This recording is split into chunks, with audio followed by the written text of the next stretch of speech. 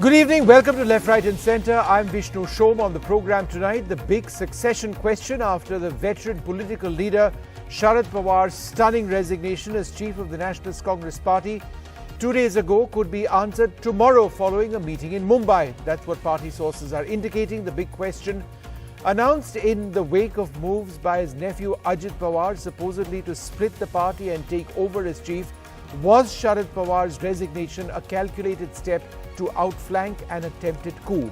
Also on the show, a committee will be formed to look into genuine human concerns of the LGBTQIA community, is what the centre has told the Supreme Court. But does this effort at dealing with the human concerns of the petitioners in this case who are involved in that landmark petition demanding same-sex marriage, does it actually address their concerns? Is that demand for same-sex marriage limited only to administrative things like opening a joint bank account or adding a partner as a nominee, and not something much more substantial, which is marriage? So that's where the entire issue lies. That's what we're going to be looking at next up on the program. Well, joining us now to take a look at our top story, and that is the political developments in Maharashtra and what happens next over there. I'm joined by Anand Dubey, spokesperson of the Shiv Sena Uddhav Thackeray, also Girish Kubar, the editor of Lok Satta, with us. We'll be joined by the Nationalist Congress Party's Clyde Crasto in a moment from now, and our other guests, including Charan Singh Sapra of the Congress. But let me come to you first, Mr. Dubey. Are you concerned at the developments, with your partner in the opposition alliance? Do you believe that the future of the alliance is unsteady? Vishnu ji नमस्ते। हिंदी में बोलूं? जरूर बताइए। ऐसा है कि देखिए, आदरणीय शरद पवार साहब राष्ट्रवादी कांग्रेस पार्टी के सर्वे सर्वा तो हैं ही, साथ ही साथ वो महाविकास आघाड़ी के भी जनक है, आधार स्तंभ है। शरद पवार साहब ही वो व्यक्ति हैं जिन्होंने महाविकास आघाड़ी को मजबूती दी है, उसको एक बोलते हैं ना कि एक संयंत्रित किया है, इकट्ठा किया है। और हमें पूरा विश्वास है कि शरद पवार साहब आगे भी महाविकास आघाड़ी के एक पालक, एक सलाहकार बनकर रहेंगे। अब उन्होंने किस परिप्रेक्ष्य में, किस आधार पे ये कह रहे हैं आनंद जी? आपको ये बताया गया है, शरद पवार ने उद्धव ठाकरे को बताया है कि देखिए एमवीए अब स्टेबल रहेगी, वो एमवीए के लिए ही काम करेंगे, या ऐसे कोई बातचीत हो चुकी है? पवार साहब की और उद्धव ठाकरे जी की समय समय पर बात होती रहती है। हमारे एक नेता है संजय राउत जी, जिनकी भी पवार साहब से बात होती रहती है। अभी तक मैं यही बहुत दावे से कह सकता हूं कि सब कुछ ठीक चल रहा है। पवार साहब ने 2 दिन 3 दिन का समय मांगा है, उनकी पार्टी का अंदरूनी मामला है, कौन अध्यक्ष बनता है या वापस वही अध्यक्ष बनते हैं, ये समय आने पर सबको पता चलेगा। अभी अगर हम अपना स्टैंड क्लियर करें कि महाविकास आघाड़ी में सब कुछ ठीक चल रहा है, तीनों दलों के जो बड़े बड़े नेता हैं वो आपस में समन्वय बनाकर काम कर रहे हैं। अब शरद पवार साहब का अगला डिसीजन जो आता है उसके ऊपर सब कुछ निर्भर है। अगर उन्होंने वापस अपने अध्यक्ष को स्वीकार किया, अलग बात है। उन्होंने किसी नए अध्यक्ष का चयन कर दिया, वो अलग बात है। हम तो यही चाहेंगे कि हमारा गठबंधन राष्ट्रवादी कांग्रेस पार्टी से हुआ है वो आगे भी ऐसे ही बरकरार रहे, क्योंकि दोनों का मकसद इस समय भारतीय जनता पार्टी को रोकना है। अगर बीजेपी को रोकने के लिए अलग अलग विचारधारा होने के बावजूद एक मंच पर हम आए हैं, तो इसका मतलब है स्वाभाविक रूप से हम सब आगे लंबा चलेंगे। ठीक है, राजनीति में उथल पुथल होती है, बहुत सारी एक मिनट आनंद जी, मैं और I get the point that you're trying to make. और उससे भी सवाल पूछता हूँ। Girish Kuber, editor of Lok Satta, it's not as simple as Anand, my friend, makes it out to be, is it? This is probably Sharad Pawar, who's ahead of the political game compared to possibly any politician in India, sort of maneuvering to avoid a coup within his own party. Is that assessment still right? Yeah, that is very much correct. Whatever Pawar did can be dubbed as kind of a Kamaraj plan of the NCP. What K. Kamaraj did in 1963 and 64 to cleanse the Congress, the challenge emerging to the Congress leadership. And he sought resignations from all the bigwigs. That exactly Pawar did. He himself resigned. So this is like clearing ground for the next generation, which likely to be his daughter and the nephew and kind of a combined leadership. So that is true. Why he resigned? Because there were challenges, there were reports that there could be split in the party, and to basically nullify and neutralize those would be defectors and basically cut their ropes of going back to whichever party they are looking at. So it was one of the smartest move he played, and that's what Mr. Pawar is known for. Clyde Castro, so what is the sense of, and Clyde, respectfully, don't tell us that, it's up to Mr. Pawar to decide the time. He's been a politician for so many decades. We know all of that, and, could you tell us why he's done this? Well, Vishnu, what you said, I was not going to say anything of that sort, but let me tell you one thing very clearly. Great. What Mr. Pawar has said, he's decided on his own. But you have to also understand one thing. He's just stepping down as the president of Nationalist Congress Party. He hasn't said that he's not going to be with the party or he's not going to be functioning of the party. Correct? Absolutely. So at the same time, this last couple of days, everybody's, talking different things.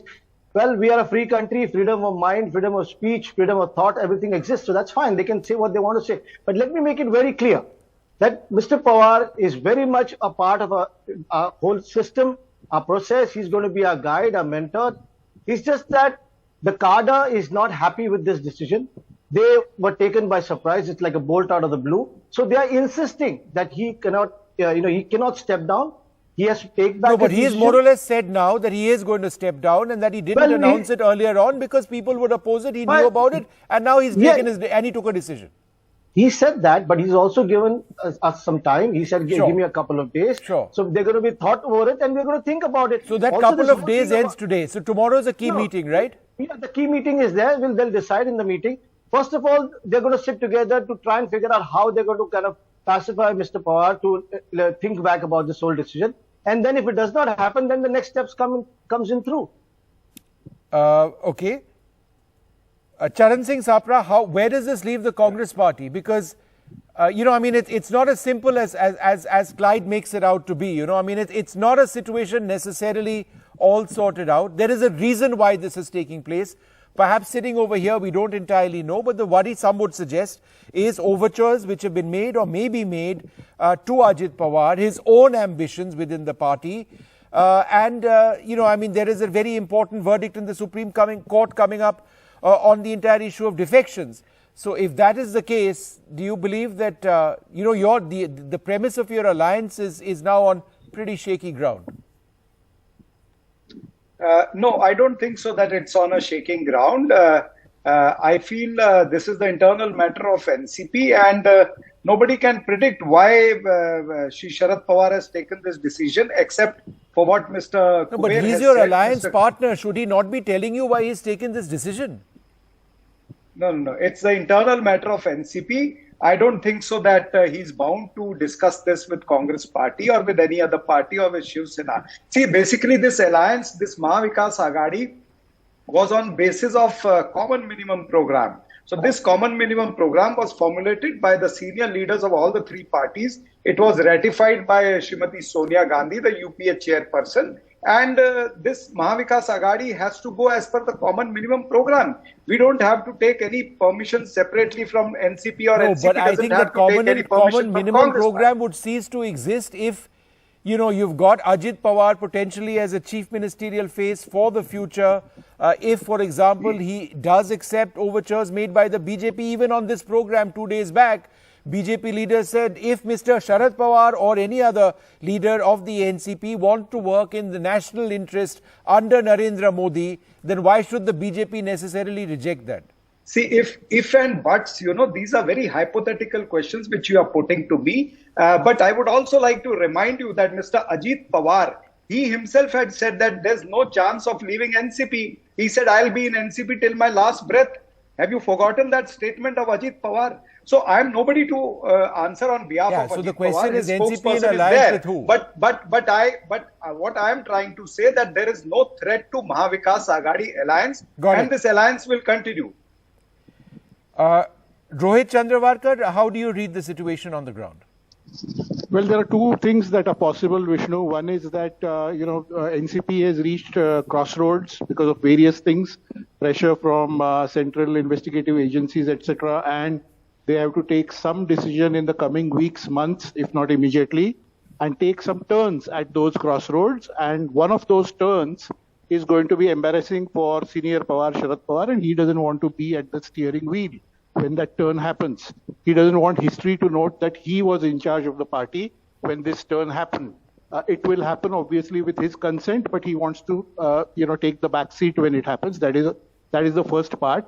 Second option or possibility. Everybody's, kind of guessing what the authentic thing is. The second possibility is that, like everybody here is saying, perhaps, a group was about to leave the party and go with ruling party in center, and he's prevented that with his master stroke, so to speak.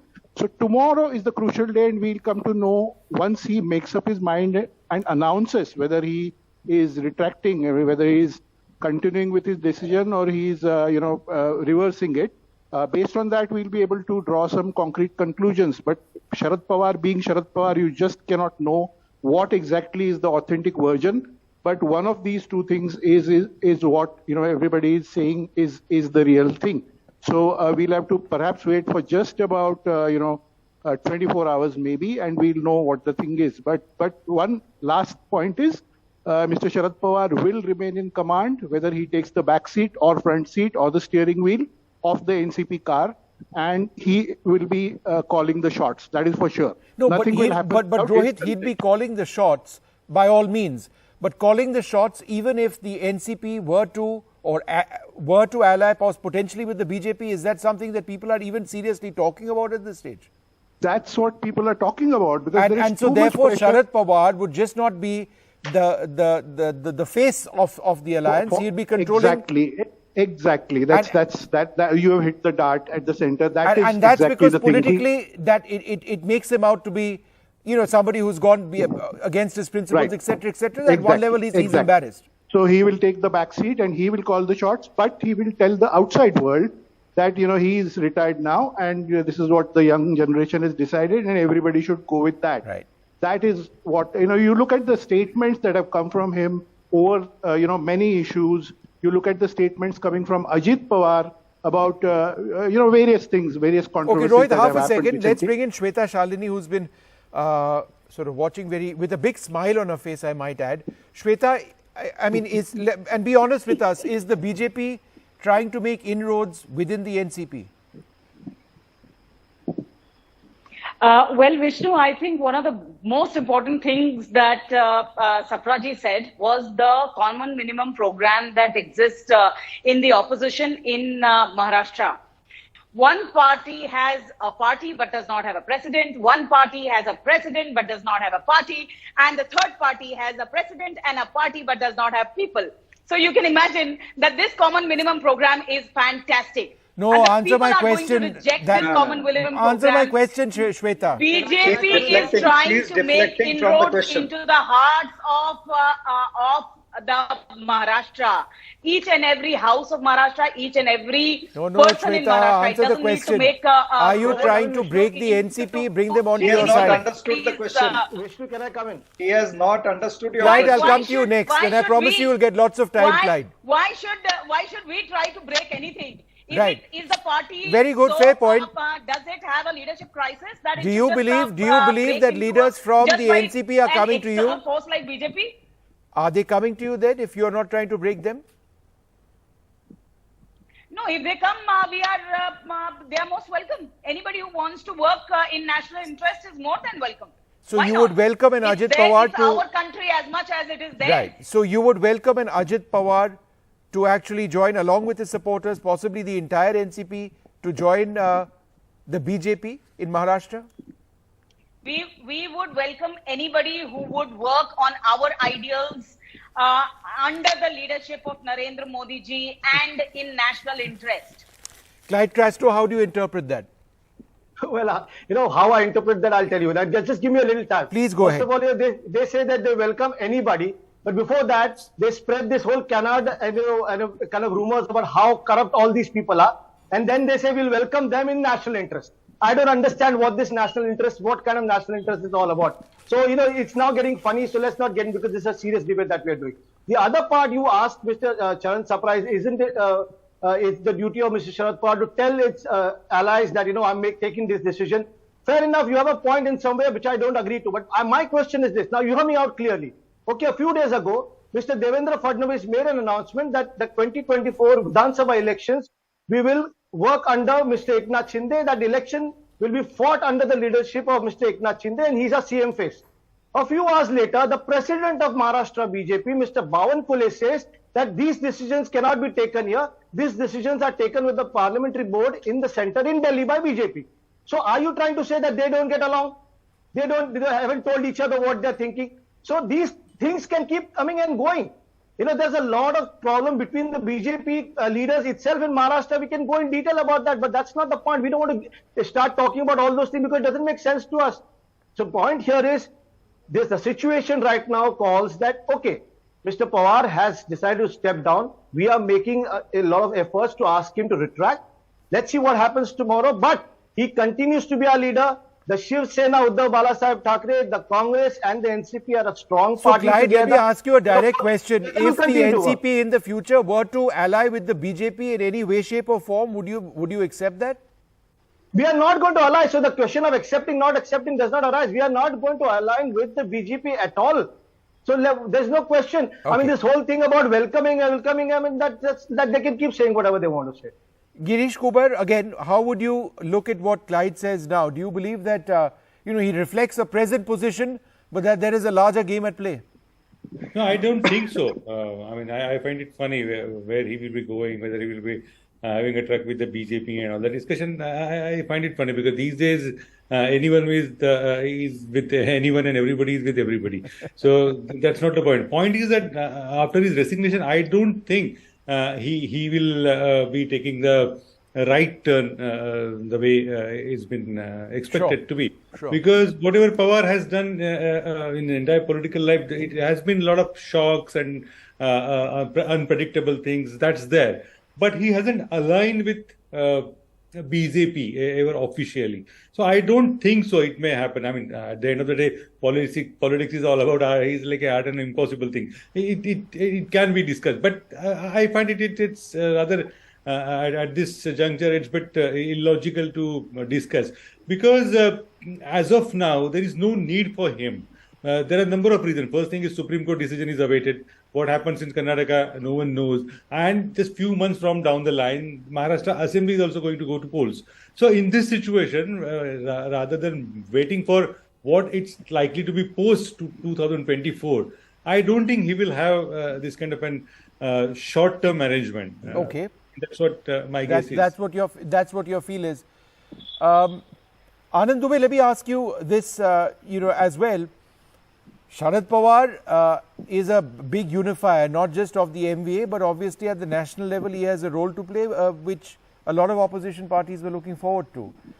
Does this uncertainty not affect that process? Vishnu ji, जी, पहले मैं BJP के प्रवक्ता का जवाब देना चाहता हूं। Okay. एक तरफ बीजेपी कहती है कि अजीत दादा पवार भ्रष्टाचारी है, राष्ट्रवादी कांग्रेस पार्टी भ्रष्टाचारी पार्टी है, इन्होंने वो फंड नहीं दिए जो फंड देने चाहिए थे, जिस प्रकार मंत्रालय चलाया हम उससे खुश नहीं हैं। दूसरी तरफ कहते हैं कि भारतीय जनता पार्टी में यदि ये लोग आते हैं तो इनका स्वागत है। इसका मतलब इनके मन में कुछ और है, जुबान पर कुछ और है। ये राष्ट्र निर्माण के नाम पर किसी को भी अपने साथ मिलाने को तैयार है। इससे एक चीज तो क्लियर हो गई कि जो संजय राउत साहब की शंका है, सामना के माध्यम से जो बता रहे हैं कि ऑपरेशन लोटस जो पिछले कई वर्षों से, पिछले 2.5-3 वर्षों से महाराष्ट्र में ये करना चाहते हैं, वो बार बार हम समय पर बताकर उसको असफल करते हैं। तो एक चीज क्लियर हुई कि ये पार्टियों को तोड़ने में ज्यादा विश्वास रखते हैं।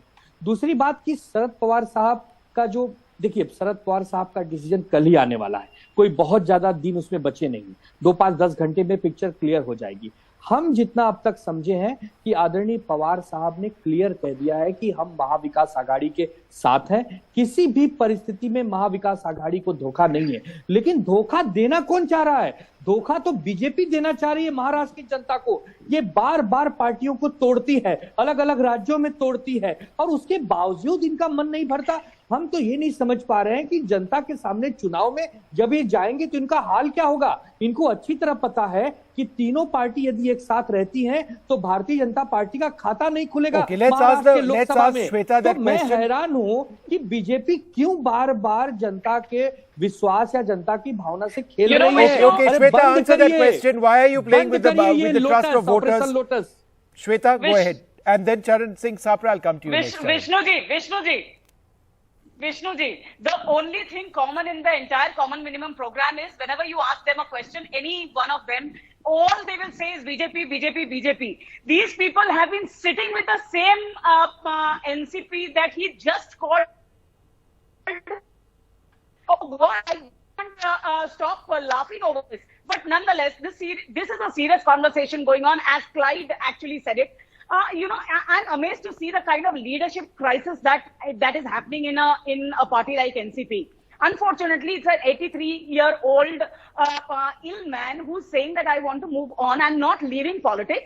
But yes, we need to look for another leader. What is wrong with that? In fact, I'm waiting as a woman for another into this, and statistics says that all regional parties who have been governed by women like Mamta Didi or Jayalalitha have done well. So I'm waiting to welcome Supriya Sule ji. As far as the MBA goes, the same Sharad Pawar ji actually said that we can't say one whether second, you're the NDA waiting is to going to be together in welcome Supriya Sule into the no. NDA fold. Is that what you're suggesting?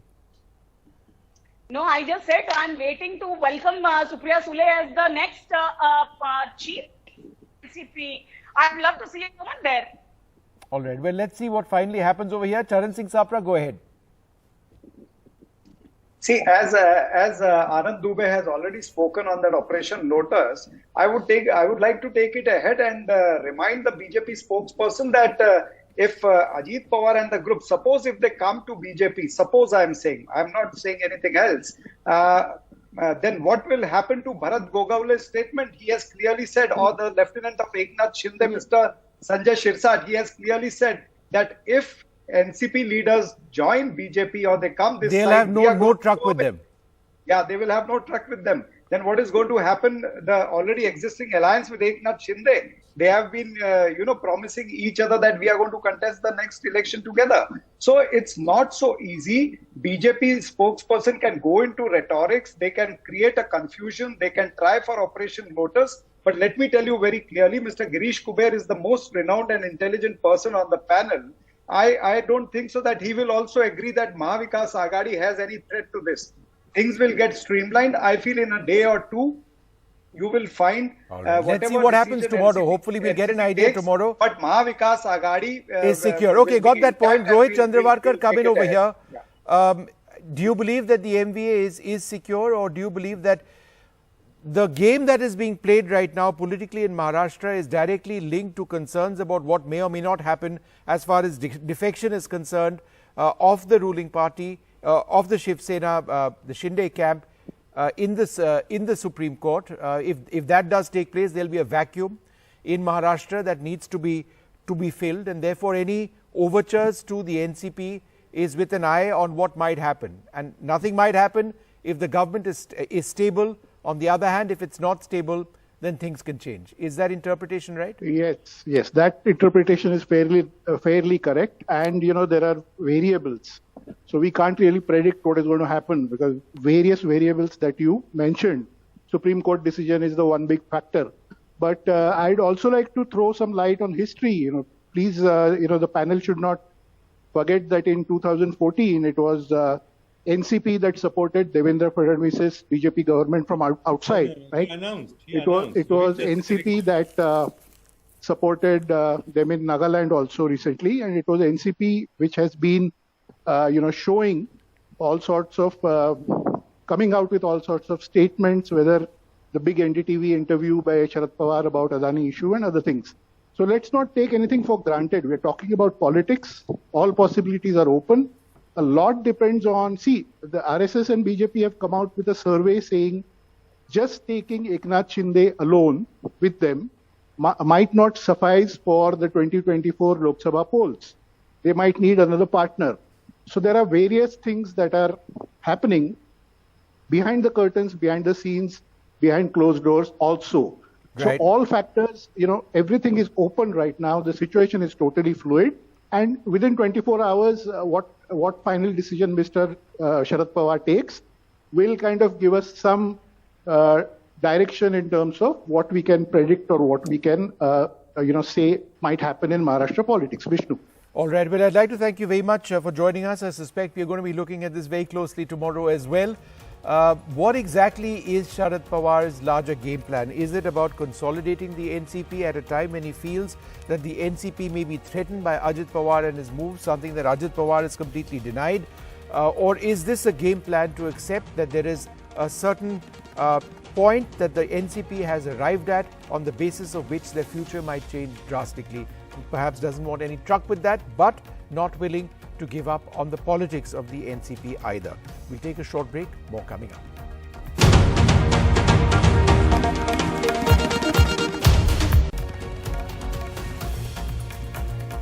Welcome back. A committee will be formed to look into so-called genuine human concerns of the LGBTQIA plus community, is what the centre has told the Supreme Court during the hearing on petitions seeking legal status for same-sex marriage. The human concerns here refer to several problems faced by same-sex couples in their day-to-day life, whether it is opening a joint bank account or adding a partner as a nominee as for an insurance policy. There's so many examples. Those are just a couple.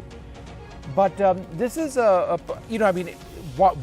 any which way the Supreme Court rules on the issue of same-sex marriage will be a landmark judgment. But I think after a genuine sense of hope that perhaps there would be a favourable verdict, given what some of the observations which have been made by the Chief Justice and the other judges, there is also now a realization or a recognition that there is the other argument which has been raised, which is a strong argument raised by the Solicitor General, that there is a legislative process in place in the country and that this cannot be changed without a legislative process. But is this solution as an interim, that there's going to be this committee to look into the requirements of the petitioners and others, sufficient? Joining us now, Harish Iyer, an equal rights activist and petitioner. I'm also joined by Chainika Shah, the petitioner in this case, Shashank Shekhar Jha, and also Zainab Patel. Let me just go straight across to Harish Iyer. Mr. Iyer, is this at all a satisfactory solution? Well, you can propose to set up a panel, but who sits on the panel? How will the panel be operated? All these are matters of concern. So we have Garima Griha houses which are there all over the country, which is for transgender people, but they haven't received adequate funding since many days. So the whole thing is, I think I really welcome that they have said something like that. But how this would function? Are they really going to listen to challenges faced by the LGBTQI plus community? Is something that that only time will tell. This shouldn't be really read as a T20 match, and I must confess that I'm one of those who's actually doing it in terms of the number of programs I do every week. I mean, there are strong arguments on either side, and the Supreme Court will rule on this. But ultimately, do you believe that the argument that this has to go to Parliament, if there's going to be a new law which is enacted, is something which is legally so strong that to actually go beyond that is going to be difficult? Well, it is going to be challenging. Even if we win this in the Supreme Court, I think that there is going to be opposition. But when has change been easy? We fought for many years for Section 377 to be read down, and even if we win this in the courts, but the real fight for us would be in the hearts and minds of people. And the change has begun. I can see a whole tsunami of positive reactions. Sure. And Harish, let me just bring in a few others. I just wanted to bring in Chainika Shah. Chainika, can you hear me? Yeah, I can. Could you just give us, your sense? But the question is the same. Do you believe that that unfortunately in today's reality in India, this is essentially as far as you can go, administrative changes to make the process of ostracization hopefully disappear? I think, Vishnu, I'll go with what our advocate said in the court. This is just one intermediary step. Yeah. I don't think that the right to marriage that we are arguing is taken back because they're giving this. This is something that was long overdue since 2018, since the Navte Johar judgment, since 2014, since NALSA judgment. There are many responsibilities that the state already had, and they have not been fulfilled. So I see this committee as one step towards fulfilling some of the responsibilities of the state to make sure that queer and trans people not only get recognition, but they are able to live their life to their fullest extent. And our petition is actually talking from the point of view of people who have been anonymized. They are running away from familial violence. They are wanting to get married, and they're seeing marriage as a security from the fact that families and communities are not accepting their relationships. And in my understanding, if I look at the Special Marriage Act, I see it as a very progressive legislation that India had way back in the 1950s, which was actually recognizing that there are certain relationships that communities and religions do not accept, but the state accepts them. Those were interreligious, intercaste marriages at that time. Mm-hmm. I think 2023, so many years down the line, 70 years down the line, we are at a point in history when we have to recognize who are the people who communities are not recognizing, and hence the state has to step in. So for me, the understanding of a constitutional state that we have has to build on the notion that you cannot discriminate. You cannot say something like, you are unequal, you will get something less than somebody else. This is not a language that the state can use.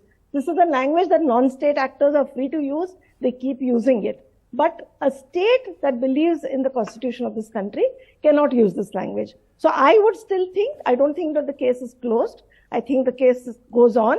Our side is as strong as it was when we began. And we continue to insist that Special Marriage Act, if it does not change, is discriminatory. And now the choice is before us whether we want to change that discriminatory provision within Special Marriage Act to the Constitutional Court, or we want to do something else. Zainab Patel, is it your belief that one of the problems that you face in this particular struggle is that you don't have all-party consensus? It's not enough to say that, look, the ruling government is opposed to same-sex marriage. The fact that the entire political class doesn't want to venture in this direction of what many consider equality is perhaps a huge setback. Not really. I think the fact is that you will never find political consensus on many thorny issues faced by the community. And I really don't believe that you need political consensus, because right now I'm not even venturing into that step where you need to have political consensus on a issue which has been, which is based on rights. That's your central argument. It's rights. You aren't looking for everybody's endorsement. You're looking for an interpretation of the Constitution and the interpretation of rights, right? That's the sense. Vishnu, I am not looking for everyone's endorsement. I am only looking for a constitutional affirmation for the right to marry to the Supreme Court. What the court has in the interim done is ask for a committee. Now, if you would just permit me 1 minute exactly to give my stand on what this committee does. I was one of the petitioners in the NALSA case. When the NALSA case was being heard, an expert committee chaired no less by the then cabinet secretary was looking into the issue of trans welfare. That report never saw the light of the day. It was never submitted to the court when the NALSA judgment was when the hearings were being heard. It was submitted only when the NDA government came into power and they sought a clarification. Those recommendations in that report is yet to be turned into a policy, which the protection of transgender persons' rights and its rules had said. Within 2 years of the rules getting formalized by the government is supposed to come up with a policy. It's been like, this is the 3rd year and there is no policy roadmap yet. The second thing that I want to tell you is a totally radically different story. Almost after 60 years after independence, the status of women report was commissioned by the government of India, and it was a presidential committee. It was headed by the president. Right. And none of those recommendations, which included trans people, have still seen the light. Zainab, I'm just interrupting you because, we've got Shopun Dasgupta coming up. And before that, I want to go across to Shashank Shekhar Jha, who opposes same-sex marriage. How would you reply to what Zainab says, who basically, and she argues that, look, in terms of protection of transgenders, there have been committees which have been called for, there have been movement, efforts which have been made, but it's not come to anything substantive. Why should anybody now believe that a government-formed committee is going to actually address all of these changes in a time-bound manner? Namaste Vishnuji and every fellow panelist here. Vishnuji, the problem with the petitioners and on the panel of yours is that me, or for that point anyone who is opposing the petitioners in the court, or for that point on social media, are not against petitioners. We are only against this proper channel in which they are trying to push their own movement or for that point agenda. Now you have a heterosexual society or system in place, and that is not disputable. Now in that heterosexual society, you want to accommodate non-heterosexual. And where are you I'm sorry, how in our heterosexual society do you not have homosexuals or LGBTQI people presently? Are there two societies? No. Kindly do not disturb. No. What I meant was that the system or the law, or for that point legislation in which you are asking for the amendment or notification or declaration or whatsoever, that is Special Marriage Act and Hindu Marriage Act. That is for heterosexuals. You are seeking rights for homosexuals and heterosexuals. Is that possible? On what basis? On what basis do you say that the Special Marriage Act is for a man or a woman as defined by their genitalia? The Chief Justice of the Supreme Court clearly said that you can't just define a man or a woman on the basis of their biology. The construct of male and female is much larger, of man and woman is much more non-linear, as it were. Unfortunately, because I am also an officer of court, unfortunately, we officers of court and both bar and bench are trying to be expert of everything, while we are not. We need to understand that who will decide who is a male and a female. In 1995, the Nobel Prize winner in biology has clearly said, and this is prevalent today also, only one who is having sperm can be a male. That's not a definition of a man or a woman or anybody who chooses not to be a man or a woman. The identity is very different. So it could be anything you want it to be. See. We clearly need to understand the difference between biology and sociology. It's not sociology. It's not sociology at all.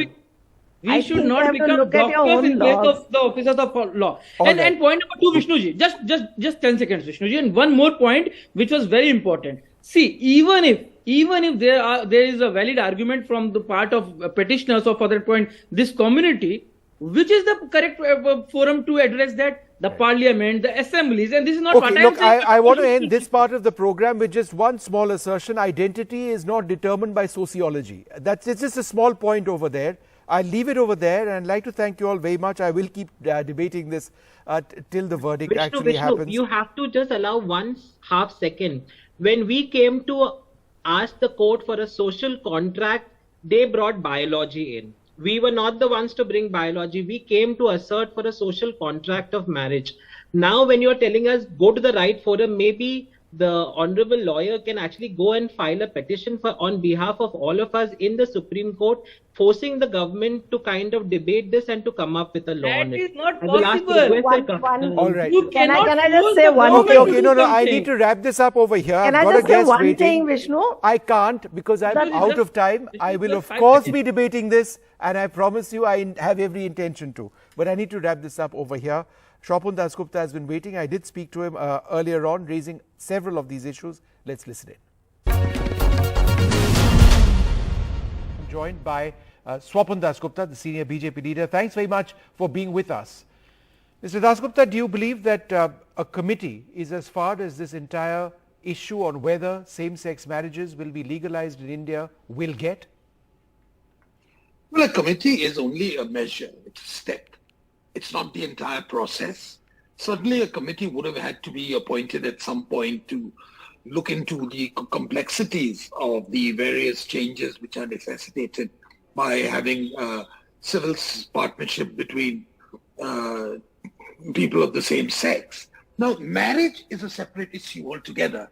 Now, marriage is an institution which has more than a legal issue. It's also something which is bound in society, social mores, custom, religious practices, various other things like that. So I think that is a bit beyond the competence of the Supreme Court to actually observe and define the larger institution of marriage. However, what I think was necessary was that there were people who had a certain relationship which they, in their own minds, construed as equivalent to marriage. Now, that to my mind is a completely legitimate belief on their part. Now, the question was that how do you ensure that certain matters which stemmed out of that partnership wasn't a subject of discrimination, wasn't a subject of laws which didn't permit those openings or in some way or the other. So I think the Supreme Court should have been guided by that.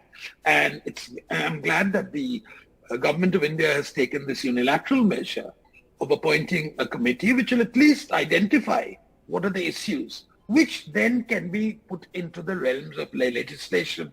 And far more important than legislation, actually gets into the social arena whereby society can actually discuss this. Now, one of the things you may have observed about this entire controversy is that social dialogue was absolutely non-existent in this entire process. I mean, suddenly you got a case in the Supreme Court. Before that, there were small groups of people who'd been talking about this, but mainly as a sort of a stir which grew out of the West. But they didn't have much of an impact within India. So I think many of those imbalances, one of these shortcomings may get partially addressed by this. No, but Mr. Dasgupta, why should society, and legislature is one aspect of it, but what the Solicitor General has actually said is that, the broader views of all rural, semi-rural, urban populations, etc., people of different religious denominations needs to be looked at. The opposite way of looking at it is that, look, at the end of the day, this is an interpretation of the Constitution, and that's something which the Supreme Court does irrespective of what any other group may choose or feel. You have a very interesting way of looking at the Constitution. The Constitution also demands that the people are that sovereignty vests with the people. But you say the people are irrelevant, that sovereignty vests with something abstract called the Constitution, which is born out of thin air. No, I don't think that's the way of looking at it. Something as fundamental as the definition of marriage. You must concede, and I think everyone will concede, that what is being contemplated is a very revolutionary step. It actually turns the entire institution of marriage upside down or puts it in a side. And for this to gain some form of acceptance in the larger society, you need a degree of consultation. It doesn't mean someone has to have a veto over this process, but the process of consultation, dialogue has to be undertaken simultaneously. Without that, all other social, if you look at the Indian freedom movement, you will find that the issue of social reform was very much on the agenda. But there was a great deal of disagreement about whether society should run it, should determine what should be done, or whether it should be done by a diktat of the state. So that controversy, I think, has in some way been repeated in this case, not exactly in the same way, but in some senses that's there. No, but let me give you an example, Mr. Dasgupta, of what I was saying when I said that there is a certain argument that suggests that it's not just up to the legislature. Of course, the Supreme Court will rule on this, and thus far they've indicated that no, the primacy of the legislature in this business, in addressing this issue is there. But having said that, if you looked at a lot of the arguments which have come up in the Supreme Court, it is also an interpretation of rights and whether the legislature is best in interpreting the Constitution on this issue. For example, the Special Marriage Act, which is the legislative intent through which a relationship is defined. The Solicitor General argued that, look, that's a relationship between a biological man and a biological woman. But the Chief Justice said, and I quote, even when the Special Marriage Act says man and woman, the very notion of a man and a woman is not an absolute based on genitals. Therefore, I just submit to you the argument that in as much we can, as we say that, look, no, legislature, that's the bedrock of our constitution. It's also interpretation. And this is one argument that came up towards that interpretation. Certainly, you're right in saying that this is another perspective on the whole issue. Of course, the Chief Justice of India had his own interpretation of what constitutes a man and what constitutes a woman, which of course is likely to be highly contested by most people. It certainly, to my mind, it would be a minority opinion that way. Now the point is, can you actually force a particular type of legislation down people's gullet? Now, what is the problem? Let's look at the problem. The problem is that certain people who have a relationship, the same-sex relationship, feel that they should be entitled to certain rights which so far they haven't got. I think that's a very legitimate question.